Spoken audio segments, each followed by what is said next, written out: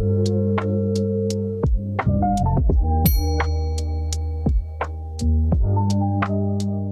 hi guys, welcome back. So finally the day is here. Өнөөдөр би Labubu-гийн эзний тодруулна. За удаан хүлээлгэсэн болоочлаарэ. Би сая өвдөө тэгээд баахан болоо тэгээд ерөөсө бичлэг хийж чадаагүй. Энэ giveaway-д них их хүмүүс оролцоогүй.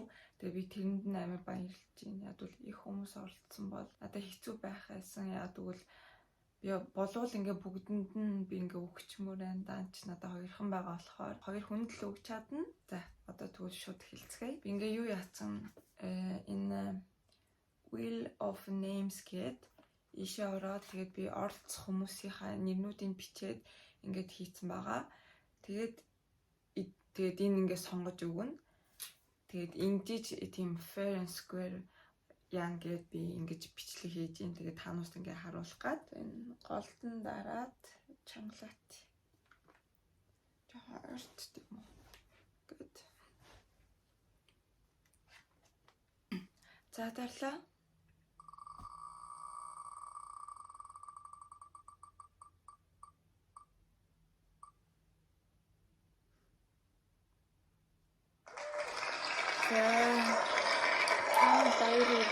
Нэрийн харуулсан. Нэрийн буруу хэлмээргүй байна. За баяр хүргэе. За би shuffle хийгээдээ тэгээд хоёр дахьын сонгоё.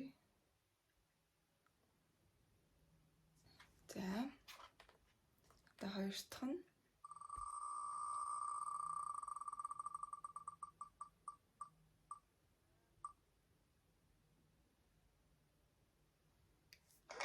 За